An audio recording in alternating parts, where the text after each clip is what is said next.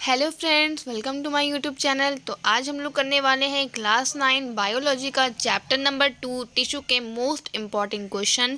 तो ये बहुत ही मोस्ट रिपीटेड क्वेश्चन है। तो चलिए इसको स्टार्ट करते हैं। उससे पहले अगर आपने मेरा चैनल सब्सक्राइब नहीं किया है तो सब्सक्राइब करके बेल आइकन ज़रूर दबा दें। तो चलिए स्टार्ट करते हैं वीडियो। क्वेश्चन नंबर 1 हमसे पूछ रहा है which tissue is responsible for movement in our body. तो इसका मतलब ये है कि जो अभी अपने बॉडी में मूवमेंट ला सकते हैं, मूवमेंट कर सकते हैं अपनी बॉडी में, अपने हाथ को हिला सकते हैं, हम अपने पैर को हिला सकते हैं, कुछ भी मूव कर सकते हैं अपने हाथों से, तो वो किस टिश्यू के वजह से हम कर सकते हैं, कौन सा टिश्यू रिस्पॉन्सिबल है इस चीज़ के लिए। तो उसका आंसर है द मस्कुलर टिश्यू। तो मस्कुलर टिश्यू की वजह से ही हमारे बॉडी में मूवमेंट होती है। तो आई थिंक ये क्वेश्चन आपको अच्छे से समझ में आ गया होगा। तो बढ़ते हैं क्वेश्चन नंबर 2। तो क्वेश्चन नंबर 2 में हमसे पूछा जा रहा है व्हाट इज़ कार्डियक मसल।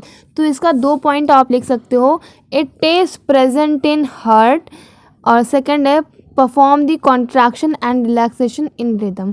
तो परफॉर्म करता है कॉन्ट्रैक्शन और रिलैक्सेशन रिदम में, और यह प्रेजेंट होता है हार्ट में। तो ये था क्वेश्चन नंबर 2। बढ़ते हैं क्वेश्चन नंबर 3 की तरफ।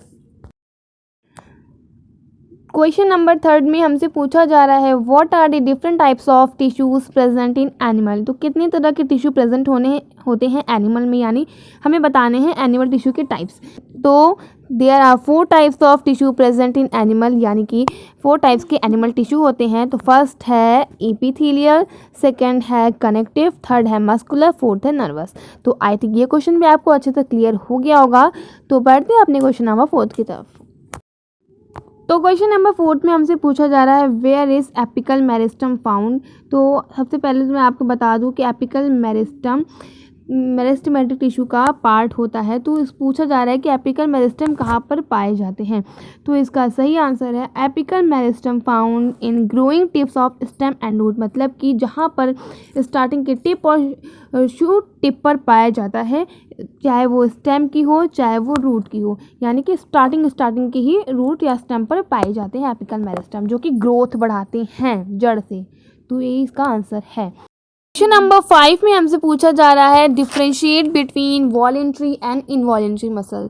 तो वॉलेंट्री और इनवॉलेंट्री मसल में आपसे डिफरेंस ज़रूर पूछ लिया जाएगा एग्जाम में। तो इसका आंसर है वॉलेंट्री में होता है we can move body according to our will. मतलब अपनी बॉडी को हम अपनी मर्जी से मूव करा सकते हैं, तो वो होता है वॉलेंट्री।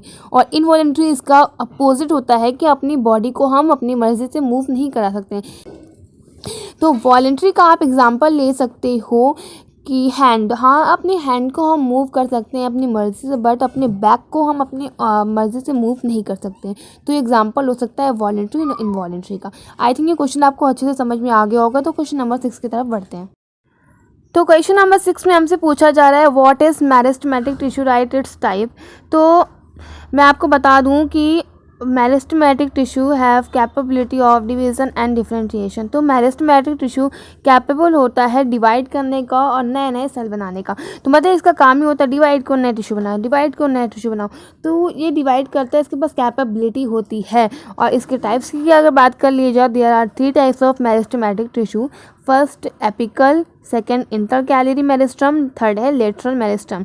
तो ये इसके 3 टाइप्स हैं। तो ये क्वेश्चन बहुत पूछा जाता है एग्जाम में, तो आप इसको ज़रूर तैयार कर लेना। तो बढ़ते हैं अपने क्वेश्चन नंबर 7 की तरफ। तो क्वेश्चन नंबर 7 में हमसे पूछा जा रहा है व्हाट इज़ स्टोमाटा। तो स्टोमाटा क्या होता है। तो इसका आंसर है small pores present on surface of leaf is called stomata. मतलब कि जब आप लीफ पर देखोगे तो स्मॉल पोर्स जो प्रेजेंट होते हैं, जो कि शायद आप देख नहीं पाओगे अपनी नेक्ड आई से। तो स्मॉल पोर्स जो होते हैं वो प्रेजेंट होते हैं लीव्स पर, तो उसको ही बोलते हैं स्टोमाटा। तो ये क्वेश्चन भी बहुत ही इजी था। तो पढ़ते हैं अपने क्वेश्चन नंबर 8 की तरफ, और ये क्वेश्चन भी इम्पॉर्टेंट है, करके जाना। तो क्वेश्चन नंबर 8 में हमसे पूछा जा रहा है व्हाट इज़ टिश्यू। तो सबसे पहले मुझे ये क्वेश्चन डालना चाहिए था, बट मैं भूल गई थी, तो कोई बात, सॉरी उसके लिए। तो कोई बात नहीं, अब क्वेश्चन नंबर 8 में ही ये क्वेश्चन आप ज़रूर करके जाना, क्योंकि ये इंपॉर्टेंट, तभी मैंने इसको डाल दिया इस वीडियो में दोबारा से।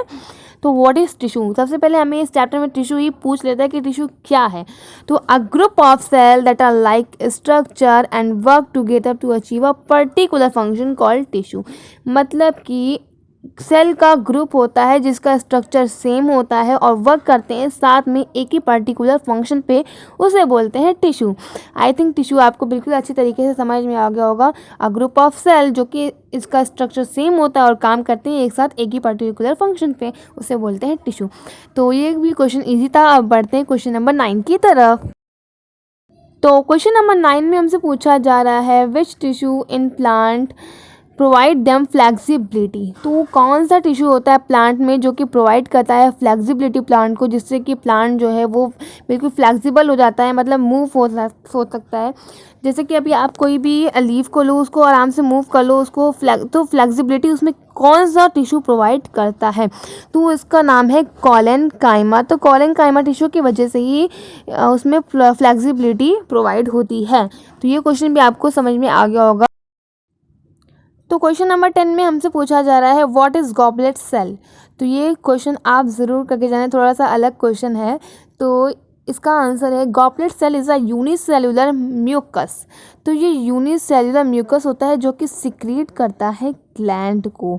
तो गॉबलेट सेल कोई भी पूछे आप बोलो गॉबलेट सेल एक यूनिसेल्युलर म्यूकस होता है जो कि सिक्रीट करता है ग्लैंड को। आई थिंक ये क्वेश्चन भी आपको अच्छे समझ में आ गया होगा। तो यहीं पे ख़त्म होती है मेरी ये वीडियो। तो मैं मिलती हूँ आपसे नेक्स्ट वीडियो में। और हाँ, शेयर करना इस वीडियो को ज़रूर ताकि आपके फ्रेंड्स को भी इस तरह की वीडियो मिल जाए। तो मिलती हूँ मैं आपसे नेक्स्ट वीडियो में। तब तक के लिए बाय गाइज, और लाइक सब्सक्राइब करना मत भूलिएगा।